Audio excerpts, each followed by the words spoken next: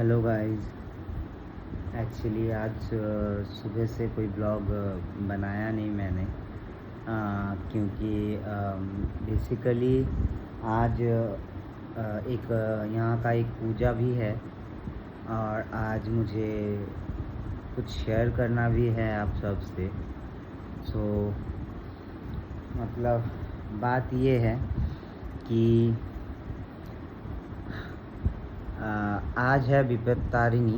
बंगाली लोग बहुत जानते होंगे विपत्तारिणी का मतलब, जो विपद से हर विपदा से आपको तारती है, उन देवी का पूजा है आज।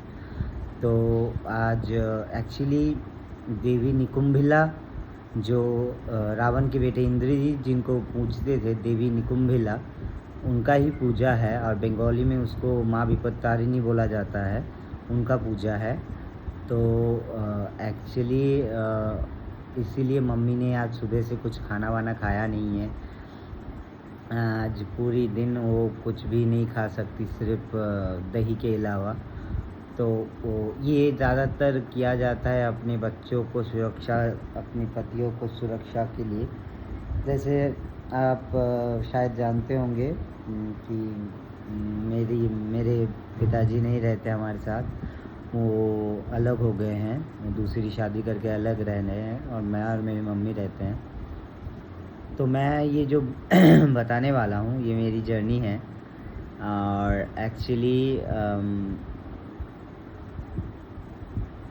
मैं इसको बताने से पहले ही मतलब वो याद करके ही मुझे एकदम ठीक नहीं लग रहा है, बट इट्स ओके। मम्मी ने आज उपवास किया, मन्नत मांगी है मेरे लिए। और ये धागा, ये वो रक्षा सूत्र धागा है जो आज बांधा जाता है अपने बच्चों को, ताकि आज माँ विपत्तारिणी मतलब माँ निकुंभिला माँ वो सबको विपद से रक्षा कर सके। और अब तो मेरे इस कड़े से, श्री कड़े से तो मिल ही चुके हो जिसने मैंने ऑर्डर दिया। ये पॉजिटिविटी लाता है बहुत कुछ, तो ये सब बात बाद में करेंगे। आज बेसिकली जो बात हम करने वाले हैं, एक्चुअली ये स्टार्टिंग हुआ था मई में, 2025 मई में 1 तारीख से अचानक लूज़ मोशन। चलो मुझे लगा नॉर्मल सा लूज़ मोशन होगा, ठीक हो जाए, बट ये 1 तारीख से लेके 5-6 तारीख तक चलता गया। दिन में 10 बार, 12 बार, 13 बार ऐसे करके। तब खाने का भी मतलब ये था कि इतना बार हो जा रहा हूँ कमज़ोर, और तब मुझे ट्रैवल करना था, मुझे जगन्नाथ धाम पुरी जाना था। तो बेसिकली मैंने एक तरफ बहुत खाता गया मैं, और लूज़ मोशन डायरिया मुझे होता गया, बट मैंने हार नहीं मानी थी तब फिर मैं घूम के आया। वहाँ पर भी सेम है, वहाँ पे O2 से भी जितनी महंगी दवाई मुझे मिल सकता था मैंने पूरा खाया, कंट्रोल करने की कोशिश की, बट नहीं हुआ। जितना O2 खा लो, कुछ भी खा लो, कुछ नहीं होने वाला। मेरे साथ तो नहीं हुआ बेसिकली। देन मैं थोड़ा मतलब घूमने गया हूँ यार, मैं घूमा फिरा, फ़िश वगैरह सब कुछ खाया कि हो रहा है होने तो खाओ खाते जाओ ताकि कमज़ोर ना पड़ो। फिर यहाँ पर आया अप्रैल 15 तक, 2025 में अप्रैल 15 तक मुझे ये लूज़ मोशन होता गया, दिन में 10 बार, 12 बार। सब टेंशन में थे, मैं तो खा रहा हूँ इसलिए कोई टेंशन नहीं कर रहा कि ये खा रहा है, चलो ठीक है हो जाएगा, ऐसा ही। फिर अप्रैल 15 में और मुझे नहीं सहा जा रहा था, मतलब बहुत ही कैसा ही अजीब लग रहा था। तो मैंने एक डॉक्टर को दिखाने का वो किया, मैं डॉक्टर के पास गया। मैंने डॉक्टर से अपनी पूरी वो बात बताई कि ये हो रहा है। डॉक्टर ने कुछ दवाई दी लूज़ मोशंस के, ये वो वगैरह वगैरह, 2-3 हज़ार का दवाई मुझे लिख दिया। खाया, 3 दिन खाया, 4 दिन खाया, कोई प्रॉब्लम मतलब सॉल्व हुआ नहीं। सेम फिर मैं गया कि क्या कुछ नहीं हो रहा है। फिर मुझे कुछ ब्लड टेस्ट, स्टूल टेस्ट ये सब लिख दिया, वो भी करवाया, वो भी ठीक आया, सब कुछ ठीक आया। 2-3 बार स्टूल टेस्ट करवा लिया, बट सब ठीक है। अब क्या करूँ मतलब आप समझ सकते हो कि एक मिडिल क्लास फैमिली का बंदा जो सिर्फ अपनी मम्मी के साथ रह रहा है, और क्या ही कर सकता है। मैं एक म्यूनसिपाल्टी में जॉब करता था, मैं एक सर्वे करता था डीएनडी डेंगू का म्यूनसिपालिटी में। ये आईवीएस के चलते रिसेंटली मैंने वो काम छोड़ दिया, क्योंकि तब मैंने मेडिसिन भी, मुझे तब साइकेट्रिस्ट के बारे में पता भी नहीं था, कुछ नहीं था, मैंने काम छोड़ दिया। तो इस आईवीएस ने ज़िंदगी की एक तो पहली मुझे पूरा एकदम मुझे बर्बाद कर दिया। 5 महीने से झेल रहा था, झेलते झेलते दूसरे डॉक्टर बोले कि पेट का वो कराओ, यूएसजी करवाया, गॉल स्टोन में गॉल ब्लैडर में स्टोन निकला। फिर गॉल ब्लैडर स्टोन का ऑपरेशन हुआ। फिर 20 दिन तक एकदम नॉर्मल स्टूल था, क्योंकि पता चल गया था कि यही प्रॉब्लम है, यही रीज़न है, तो दिमाग शांत हो गया था। फिर ये हुआ, फिर चलो स्टूल ठीक आ रहा है ऑपरेशन के 20 दिन बाद। फिर धीरे धीरे टेंशन आने लगा, फिर तो नहीं आ जाएगा, फिर तो नहीं आ जाएगा, फिर तो नहीं आ जाएगा। ये करते करते हो गया शुरू फिर से। मेरा ऑपरेशन हुआ 6/5 को 2025 में, एंड ये लूज मोशन मुझे फिर से स्टार्ट हुआ करीब 28/5 को। फिर मैं बहुत टूट गया अचानक, मतलब फिर लूज मोशन, मतलब वो जो लूज मोशन था वो चक्कर था, मैं बता नहीं सकता। मतलब बार बार आपको जाना पड़ रहा है, बार बार रोकने की कोशिश कर रहा हूँ, पर फिर भी सब हो रहा है। बार बार कुछ भी पी रहा हूँ, कुछ भी खा रहा हूँ, कमजोरी आ रहा है, मतलब लग रहा है कुछ तो हो गया मुझे। तब अचानक फिर वो होते होते इतना टेंशन आ गया, इतना दिमाग में प्रेशर ले लिया था मैंने कि अचानक मुझे ज़ोर से धड़कन मुझे लगने लगा, मेरा धड़कन ज़ोर से बढ़ रहा है, ज़ोर से धड़क रहा है, मुझे उल्टी जैसा आ रहा है, खाने में कुछ भी अच्छा नहीं लग रहा है, खाने का मन ही नहीं हो रहा है। फिर मम्मी भी टेंशन में आ गई। अचानक एक दिन दोपहर को अचानक जैसे लग रहा है ज़ोर से चेस्ट मेरा धड़कने लग गया था, ऐसा लग रहा था। तुरंत डॉक्टर बुलाया, डॉक्टर ने मुझे बीपी चेक किया, मेरा नॉर्मल, पल्स नॉर्मल। बोला तुम्हारा सब कुछ तो नॉर्मल है, कैसे धड़क सकता है ज़ोर से, तुम टेंशन ले रहे हो है ना, किस चीज़ का इतना टेंशन ले रहे हो, उन्होंने भी बोला। फिर 2 जो डॉक्टर थे उन्होंने भी बोला तुम किसी चीज़ के लिए हाइपर टेंशन ले रहे हो, टेंशन मत लो यार, मत लो, सब बोल रहे हैं मत लो यार। जो बंदा सफ़र कर रहा है दिन में 10 बार 12 बार, और वो देख रहा है अपने आप को कि उसका चेहरा बिगड़ रहा है, उसके हेयर बिगड़ रहे हैं, उसके स्किन बिगड़ रहा है, तो उस बंदे के लिए जैसे लग रहा था कि सुसाइड ही कर लूँ। मम्मी ने फिर बोला कि इतना तुझे तकलीफ हो रहा है, मुझसे देखा नहीं जा रहा है, तो चल दोनों मिलके जहर पी लेते हैं, फिर कुछ नहीं होगा। तो वो बात भी बहुत बुरा लगा कि क्यों, मुझे बहुत कुछ करना है, मुझे बहुत जगह जाना है, मुझे घूमना है, मम्मी को भी ठीक रखना है, घुमाना है, सब कुछ करना है। तो ये तो मरना तो वो नहीं है।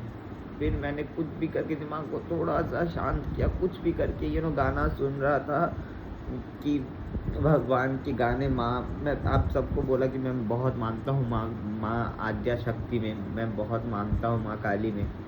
तो मैं उनके गाने सुन रहा था, थोड़ा सा दिमाग को शांत किया। फिर ये जो दिल में जो धड़कने वाली, वो जो एंजाइटी वाली वो थी, वो थोड़ा शांत होने के बाद मैंने तुरंत ऐसे ही स्क्रॉलिंग करते करते मुझे विशाल का वीडियो मिला, एंड ऑफ आईवीएस मैंने तब देखा।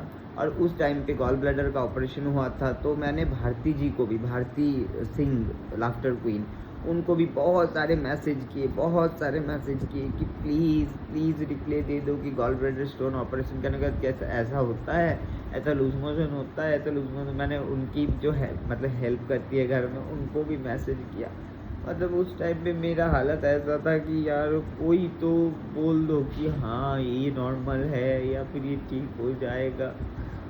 ओह! मतलब वो बात मुझे याद करके पूरा ओह!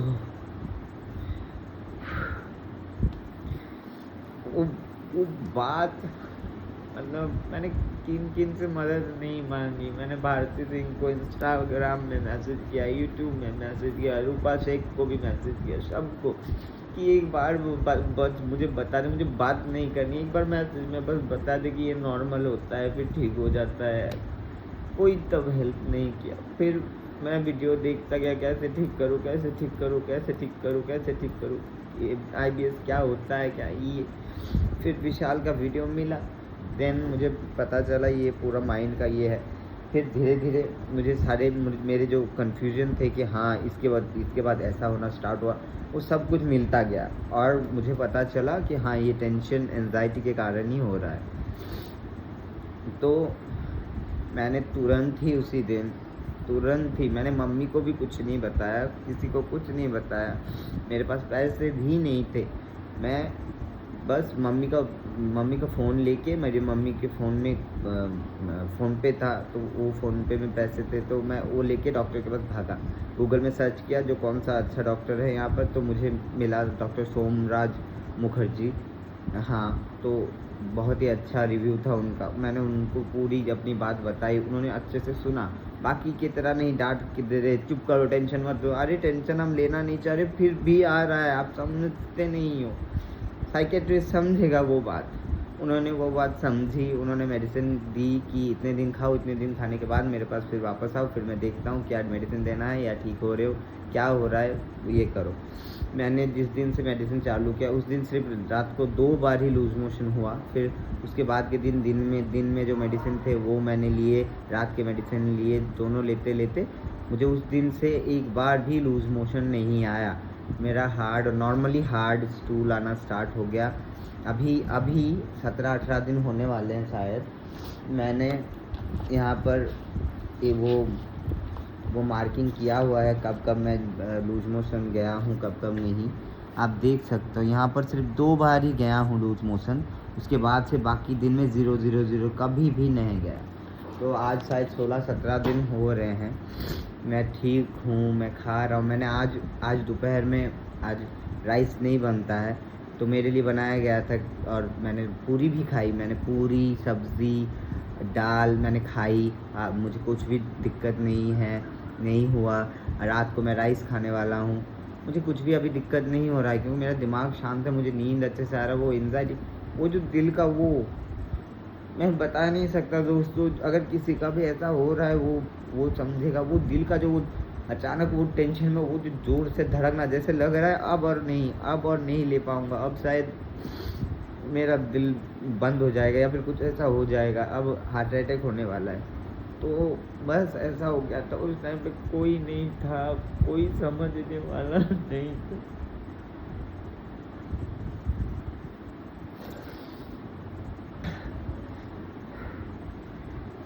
उस टाइम पे मुझे समझने वाला कोई नहीं था। मैं मम्मी को भी नहीं बता सकता था, वो भी ज़्यादा टेंशन कर रही है, उनका भी तबीयत तो ज़्यादा ठीक है नहीं। तो मैं क्या करूँ उस टाइम पे। कुछ दोस्त थे, 1-2 दोस्त थे जिन्हें मैं कॉल करता था, मैं बताता था, तो वो मेरी बात सुनते थे। वो मुझे हौसला देते, नहीं मेरे अंकल के साथ भी ऐसा हुआ था, कुछ नहीं होगा, ठीक हो जाएगा धीरे-धीरे, तू टेंशन मत ले। ये करता था। एक मेरी दोस्त थी, मैंने बताया था ब्लॉग में, स्वाति करके। एक दोस्त थी मेरी जो अनीता करके, वो थोड़ी कभी-कभी अगर टाइम होता था तो बात कर लेती थी। तो उन्होंने बहुत मदद किया मुझे, और मेरे साथ के मेरे जो फ्रेंड्स हैं उन्होंने किया। मंगल जो मेरा अच्छा दोस्त, बहुत ही अच्छा दोस्त है, हमेशा मेरे साथ जाता है, उसने तो मतलब ऑल द टाइम मेरे साथ ही चिपका रहा, मुझे चुप कराया, मुझे शांत करवाने की कोशिश हमेशा। मैंने उसको गुस्से में गाली दी, उसे मारा, उसे कितना भी कुछ किया, वो गया नहीं।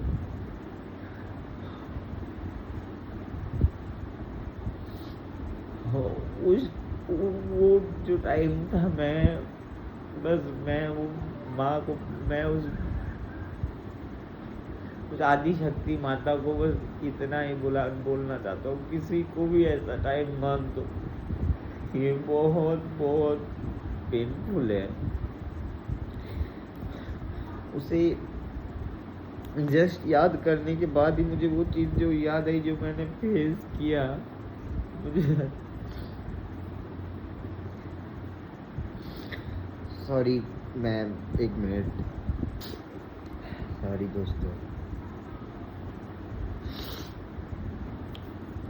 तो उस टाइम पे वो बहुत ही मेरे साथ था, और वैसा टाइम किसी के पास ना आए, बट अगर कोई वैसे ही टाइम से गुज़र रहा है तो मेरा एक ही एडवाइस है दोस्त, कुछ भी उल्टा सीधा करने के बारे में मत सोचो।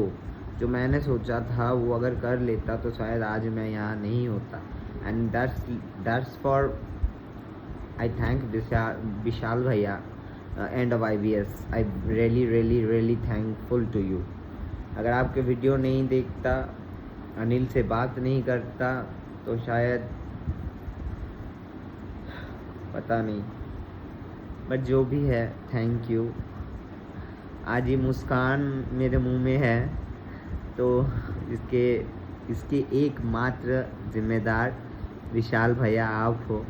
इस मुस्कान के पीछे जितने भी IBS के योद्धा लोग वीडियो बनाए हों, जिनके वीडियो मैंने देखा है, वो हो इस मुस्कान की वजह से ही इस मुस्कान की वजह तुम लोग हो। तुम्हारे कारण मुझे पता चला और मैंने अपनी ज़िंदगी को ख़त्म करने से बस मैं रुक गया।